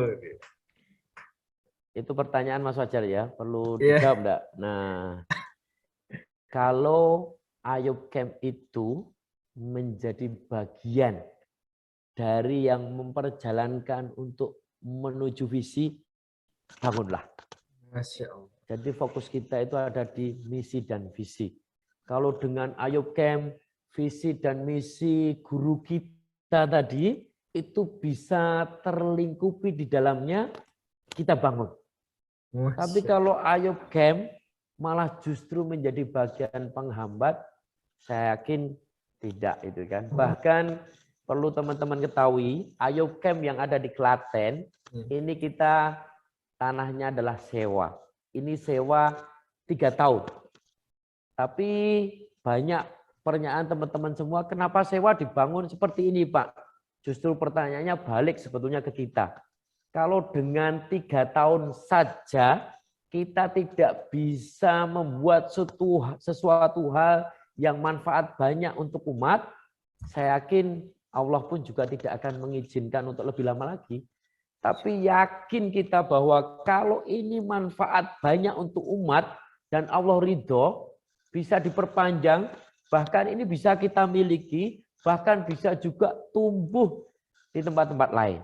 Jadi ayo kita sama-sama menuju visi yang telah disampaikan oleh guru kita. Itu ya. Itu Mas Fajar. Siap. Mungkin sudah terjawab ya buat Pak Nyono Eko Prasetyo. Dari mana ini Mas Fajar? Kalau dari Lampung itu sudah ada embrionya, ini tinggal ditabung hijau aja kan? Iya. Bisa segera terrealisasikan ya. Kalau dari mana nggak ada ini nih. Nggak ada dari asalnya. Oke. Iya. Mungkin satu pertanyaan lagi ya sebelum Kopasum ini ditutup. Asik, berarti nggak ada bonusnya ini. Bonusnya nanti setelah saya bertanya langsung kasih bonus. Biar sekalian. Pertanyaannya, jadi menurut Pak Bilal aja nih ya. Jadi menurut Pak Bilal aja sebenarnya apa makna pas bagi Pak Bilal sendiri? Wah, ini berat ini. Kalau tadi Ustadz Haris saya sampaikan ya, makna Pas Al-Kaso bagi seorang founder. Pas Al-Kaso ini adalah kerinduan seorang mujahid untuk kembali ke medan juang sampai kepastian itu datang. Saya mendengar sendiri, kita bertanya sehingga ini pemaknaannya Masya Allah. Coba teman-teman ingat, renungkan gitu kan kata-kata ini, definisi ini. Ini definisi yang sangat dalam. Kerinduan seorang mujahid untuk kembali ke medan juang sampai kepastian itu datang. Dan Allah takdirkan Ustadz Haris wafat di Bandung, walaupun di akhir hayatnya saya juga sempat memantau beberapa hari itu. Beliau ingin bersegera kembali ke medan juang. Bahkan dalam kondisi fisik yang waktu itu kalau nggak salah demam atau apa itu A. Umar juga ikut mendampingi itu. Beliau berkuda itu ya. Tapi apa makna Pas Al-Kaso bagi saya? Ada salah satu filosofi itu kalau teman-teman di bisnis itu sering banyak diceritakan, atau kalau pendaki gunung mungkin kenal dengan namanya Tenzing Norgay gitu ya. Jadi itu sebetulnya seorang pemandu untuk mengantar orang yang mempunyai cita-cita mendaki gunung yang paling tinggi. Jadi dia istilahnya kayak porter lah itu ya. Kalau tadi kan Rinjani aja ya, ada porter gitu ya. Ada orang yang diantar porter itu mendaki gunung yang tinggi. Tapi cita-cita untuk menjadi orang yang pertama untuk menginjakkan kaki di gunung tertinggi itu adalah yang diantar. Jadi ini kan orang yang mengantar itu sebetulnya lebih tahu daripada orang yang diantar gitu ya. Kenapa begitu sudah sampai puncak, orang yang mengantar itu tidak dia duluan yang menginjakkan gitu ya. Dia begitu sudah sampai puncak itu mempersilahkan orang yang diantarnya itu untuk menginjakkan kaki pertamanya di puncak. Begitu juga dengan memposisikan saya. Saya ingin membantu teman-teman semua untuk meraih apapun yang diinginkan berkaitan dengan kebaikan, utamanya adalah untuk umat berkaitan dengan jalan juang ini. Makanya teman-teman kemarin ada yang menawarkan kita bisa akses untuk ke Kemenkes. Apa yang bisa saya lakukan? Apa yang saya bisa bantu? Kita akan menambah 1.000 paratrooper di Indonesia Timur. Apa yang saya bisa bantu? Jadi saya adalah memposisikan sebagai pembantu terbaik teman-teman paratrooper. Entah Allah nanti perjalankan sampai berapa juta paratrooper di muka bumi ini. Itu ya. Termasuk tidak terkecuali dengan Ustadz Haris. Saya yang ingin membantu bagaimana visi dan misinya Ustadz Haris itu tercapai. Apapun itu visinya, saya meyakini bahwa semua visi beliau ini adalah besar, manfaat untuk umat. Saya yakin itu. Dan saya memposisikan sebagai membantu bagaimana visi, misi, cita-cita itu tercapai. Bagaimanapun caranya. Atau dalam istilah Jawa adalah mbuh bicaraan. Itu Mas Fajar. Baik, Insya Allah. Ini buat teman-teman sudah menyiapkan buku catatannya, karena upgrading ini bonusnya dari Pak Bilal langsung nih. Yang langsung merasakan manfaatnya dari pas Al-Qasam. Kalau di awal itu tadi kan baru awal mula ceritanya. Kalau sekarang boleh Pak Bilal untuk ceritanya, kisah upgradingnya tuh bonusnya apa aja nih yang Pak Bilal rasakan? Oke, baik Mas Fajar, ini sebenarnya bukan upgrading Mas Fajar, ini hanya curhat, terus apa curhat yang aja. dirasakan dan lain sebagainya. Ini kan yang ditulis di situ kan asam urat gitu ya. Jadi saya terus terang sungguh-sungguh gitu ya. Saya merasakan sakit yang bagi saya, bagi orang umum, ini sebetulnya apa sih, sakit kok nggak keren gitu kan, namanya asam urat. Tapi saya menjabat kepala teknik tambang di perusahaan tambang yang besar waktu itu gitu ya. Dengan karyawan ada pernah 20.000 karyawan di perusahaan tambang itu. Coba pikirkan bagaimana kalau seorang kepala teknik tambang itu ya, itu pada saat harus ke tambang, harus jalan, harus memberikan arahan, itu kondisi kakinya, saya pandai sebelah kanan, itu terkena asam urat. Jadi jalannya juga nggak ada gagah-gagahnya, diseret gitu ya. Terkadang pakai tongkat gitu ya. Terus kalau ditanya, Pak sakit apa Pak? Asam urat gitu ya. Jadi umurnya juga masih muda gitu kan. Pakaiannya gagah gitu kan, kepala teknik. Tapi kok asam urat tuh. Dan itu saya jalani selama 3 tahun. Dan saya dengan bangga dan gagahnya itu membawa obat, saya tadi sebut allopurinol gitu ya. Itu dari mulai 50, 100 sampai 500 saya punya. Dan 500 itu saya waktu itu beli di Malaysia. Jadi saya begitu asam urat, wah tenang saya punya. Waktu itu gitu ya. Tapi bertemu dengan Ustadz Haris di kajian rebunan tadi, sini begini aja. Jadi waktu itu yang dilakukan ke saya, jari-jari saya yang ada asam uratnya, itu per jarinya itu ditarik, tapi ditariknya itu tidak kayak hanya bunyi sekali cetuk, bukan begitu. Tapi ditarik dari ujung bonggol, ditarik kayak modot gitu, bahasa Jawanya ya. Itu sampai bunyi 3 sampai 4 kali, tergantung ruasnya ya. Letuk-letuk-letuk gitu. Letuk-letuk-letuk gitu. Jadi semua jari yang sakit. Setelah itu, karena ini kaki kanan saya itu begini gitu ya. Jadi itu diminta engklek dengan dipuntir balik begini. Nah, itu jurusnya kaki kendor saya yang engklek, kaki kanannya saya puntir begini, terus saya tendangkan ke belakang. Itu pada saat itu langsung di bagian dari sininya terurai. Nah, waktu itu penjelasannya asam urat itu bukan masalah purin. Kalau di biokimia itu penyebabnya adalah purin.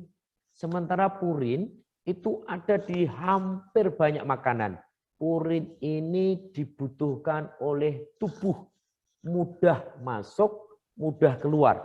Ini untuk teman-teman yang di Kalimantan, Bero, Sulawesi dan lain sebagainya itu. Kan banyak itu seafood. Ada udang, ada kepiting, itu banyak sekali itu purinnya. Purin itu mudah sekali masuk, tapi mudah sekali keluar. Saya pernah tes itu sama-sama satu mangkok itu ya dengan teman. Teman itu nggak ada asam urat. Kenapa dia makan satu mangkok yang sama tidak asam urat? Tapi kenapa saya asam urat? Artinya masalah itu bukan di makanannya yang mengandung purin. Itu kalau kita cek ke biokimia kan itu nggak boleh makan ini, nggak boleh makan itu. Wah, banyak sekali itu. Jeroan juga masuk, kacang-kacangan, hijau-hijauan. Apa kan di situ tuh? Nah, setelah saya diterapi dengan itu, alhamdulillah nggak pernah lagi. Saya pernah mengalami satu kejadian itu pada saat posisi saya itu tidak tepat, itu muncul kembali. Itu ya, pada saat kalau nggak salah pembukaan Ayub Camp itu. Saya waktu itu bantu nyangkul untuk akses jalan ke sini sama pembersihan di tempat ini, itu bagian pantai saya ke depan, melintir lagi gitu ya. Tapi tidak mikir lagi menggunakan obat itu, saya puntir aja balik setiap hari puntir. Alhamdulillah gitu ya. Jadi teman-teman semua, untuk asam urat itu kalau di kaidah biokimia itu ada purin, sehingga kita begitu minum obat banyak minum air putih, setelah itu nggak boleh macam-macam gitu ya. Sekarang habis di terapi itu saya mau makan emping satu tumpuk enggak masalah. Melinjo enggak masalah. Yang enggak boleh itu saya makan bawang goreng gitu ya. Jadi itu enggak masalah itu, Pak. Jadi enggak ada kaitannya antara asam urat dengan purin. Itu. Terus yang kedua penjelasan Ustaz Haris, kalau itu asam urat karena purin, kenapa hanya di bagian kaki? Kok tidak di kepala, kok tidak di bahu, kok tidak di perut gitu ya. Sementara itu ada juga semuanya gitu ya. Itu yang berikutnya lagi. Terus salah satu penjelasan dari beliau juga mengenai kenapa kok bagian kaki sini yang kena asam urat. Karena di bagian kaki ya, atasnya mata kaki ini kan ada 2 tulang. Jadi pada saat dia itu melintir, itu ya tidak di posisi, di sini ini kayak ada sumbatan, walaupun itu sedikit kecil. Nah, dulu dianalogikan sama beliau, kalau darah itu ngalir ke sini itu 100, baliknya tidak 100, dan yang tertinggal itu adalah purin, gitu ya. Jadi yang turun itu 100, baliknya misalkan 95 atau berapa, yang tertinggal itu adalah purin. Makanya benain daripada pelintirannya itu, insya Allah nanti purinnya itu terambil dari darah dan disekresikan. Purin mudah masuk, mudah keluar. Kalau nggak percaya, teman-teman bisa coba sendiri. Karena saya pernah nyoba. Jadi pada saat saya kondisi puntiran itu sudah selesai, saya makan itu yang namanya, yang tadi disebut banyak sekali purin itu. Saya makan. Habis itu selang beberapa jam saya tes. Purin saya juga tinggi, tapi nggak ada masalah. Jadi yang masalah itu purinnya atau pelintirannya, gitu ya. Kalau saya menyimpulkan, hakul yakin bahwa yang masalah itu adalah pelintirannya. Jadi kalau pelintiran selesai, masalah selesai. Cara lain mengobat itu, teman-teman yang berkuda, kalau pada saat berkuda itu posisi kita heels down atau bagian ini misalkan tumit ya, ini stirapnya. Nah, begini, heels down, kanan kiri, itu bisa membantu. Karena pada saat posisi heels down, ini posisi daripada tungkai kita, ini adalah di posisi normalnya tungkai. Posisi heels down, heel itu tungkak, gitu ya, tungkai. Down-nya itu tungkainya ke bawah. Nah, itu sangat membantu itu. Jadi gimana terapinya asam urat? Naik aja kuda dengan posisi heels down. Udah trot itu muter, insya Allah. Nah, makanya teman-teman semua kaitannya dengan asam urat, kan ada yang bertanya itu, Pak, saya asam urat, gimana terapinya? Ya nggak bisa, kan variannya jadi banyak Pak kalau ini kanan kiri. bisa begini, bisa begini, bisa begini, bisa begini. Coba kalau misalkan ini begini, yang ini begini, gimana nerapin? Kan variannya jadi sangat banyak gitu ya. Betul Bu ya, pertanyaan salah itu. Makanya harus kalau itu asam urat, ya bawalah. Jangan juga kita sebagai kayak saya. Wah, saya paham mengenai asam urat, begitu terapi, begini. Nggak bisa juga, mesti dilihat. Atau kalau mau mudah ya, udah berkuda aja lah. Hillsdown, insya Allah. Semoga Allah beri kesembuhan. Ya, begitu aja. Itu Mas Nah, Fajar. gitu. Nah, ini bonus yang Bonus. sebetulnya tidak begitu tidak Ya, begitu bermutu gitu ya. ya mungkin kalau sekarang kan untuk keluhan-keluhan seperti Fabel itu kan bisa ada SOP-nya dulu ya. Kalau di PAS gitu. Kalau tanya langsung jurusnya apa ya? Ya Ya di SOP. tergantung dulu di SOP. Dan terakhir Wah, sebelum agenda Kopasum ini ditutup, yaitu pesan buat para pasupers di seluruh Indonesia dan yang ada di luar Indonesia pun, apa nih pesannya Pak Bilal? Monggo.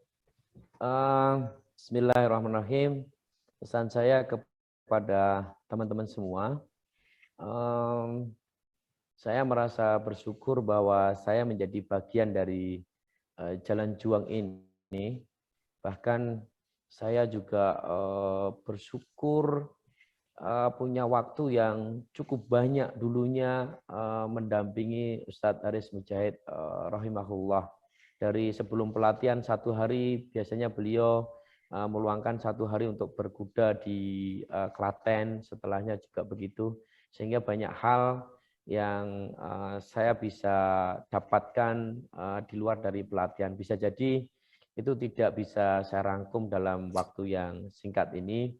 Teman-teman semua yang ingin sharing, diskusi, insya Allah saya terbuka dan lebih baik memang ketemu gitu ya. Karena kalau WA dan lain sebagainya ya saya juga harap dimaklumi karena memang ini 2 jam ini kalau saya lirik itu chatnya sudah 300 lebih itu yang nggak terjawab itu ya. Masya Allah. Tapi poinnya adalah insya Allah dari bertemu dengan beliau, termasuk juga sharing kaitannya dengan bagaimana beliau punya visi dan misi yang sangat mulia ini.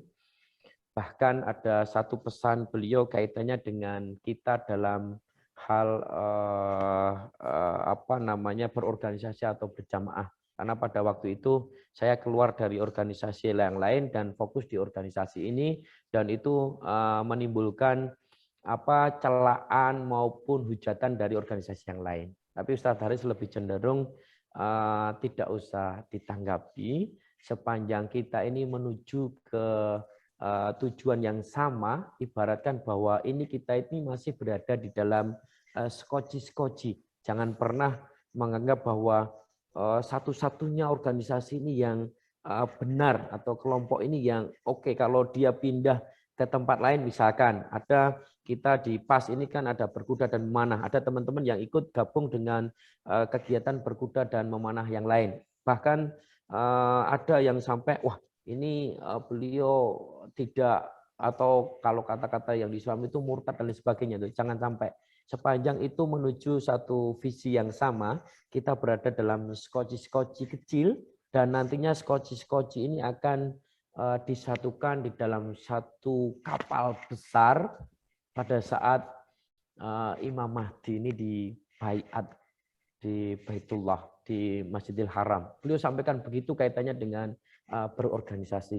Jadi menurut saya ini adalah visi yang besar. Terkadang kita ada misalkan nyebrang dan lain sebagainya itu pikirannya sampai oh ini sudah beda dan lain sebagainya. Sepanjang itu menuju kebaikan, manfaat untuk umat, apalagi izzahnya Islam, insya Allah kita bisa saling menghargai hal itu. Tapi kalau ini berbeda, misalkan dalam visi politik kita justru nyebrang ke komunis gitu ya, tidak agama dan lain sebagainya, ini jelas. Atau kalau dalam agama ke Syiah gitu ya, ini juga sekaligus menegaskan Ustadz Haris waktu itu juga dalam perjalanan difitnah mengenai ini gitu ya. Syiah itu beliau sampaikan bahwa ini adalah bangkai yang busuk gitu ya. Itu juga dulu beliau sampaikan. Bahkan kaitannya dengan teman-teman semua yang berorganisasi dalam jamaah kita ya, Islam, ada Muhammadiyah, ada NU dan lain sebagainya. Beliau lebih melihat bahwa kita jangan sampai melihat dari sisi negatifnya. Dia melihat dari wanginya. Ada wanginya Muhammadiyah yang mewarnai Pas Al-Kaso. Ada wanginya teman-teman NU yang mewarnai Pas Al-Kaso. Ada wanginya PKS yang mewarnai daripada Pas Al-Kaso. Karena fokus di Pas Al-Kaso ini adalah untuk kemandirian kesehatan, termasuk juga sekarang dilingkupi ada Haris Mujahid Indonesia yang fokus di dalam beberapa hal kaitannya dengan keumatan. Ada kemandirian umat, ada kurma, ada kuda, dan lain sebagainya. Teman-teman sekalian, insya Allah ini juga baru tahap awal, masih banyak sisi kurang kita selaku pengemban amanah ini. Kami juga sangat menerima masukan, bahkan juga bahkan kalau itu pedas dan lain sebagainya, itu menjadi bagian yang mencambuk kami dan mendorong kami untuk menuju visi dan misi yang apa sampaikan Ustadz Haris. Insya Allah kami dengan lapang dada menerima segala hal itu. Sebagaimana prinsip tadi, kita akan membantu semuanya untuk menuju misi yang telah ditetapkan oleh guru kita, Ustadz Haris Mujahid rahimahullah. Saya yakin semua pastrooper menganggap bahwa Ustadz Haris Mujahid rahimahullah, walaupun kita ketemu atau tidak, ini adalah guru yang membanggakan. Mari kita sambut. Kalau Ustadz Haris adalah guru yang membanggakan, maka kita sebagai santri, sebagai murid, menjadilah santri dan murid yang membanggakan. Bagaimana caranya? Menuju visi misi yang telah ditetapkan, manfaat untuk umat. Jangan lupa mengamalkan 10 karakter pastrooper generasi unggul. Saya Bilal, mohon maaf jika ada salah kata. Assalamualaikum warahmatullahi wabarakatuh. Waalaikumsalam warahmatullahi wabarakatuh. Terima kasih kepada Pak Bilal ya yang sudah mengisi pada agenda Kopassus Zoom malam hari ini ya, sekaligus agenda Kopassus Zoom terakhir ya di babak pertama ini.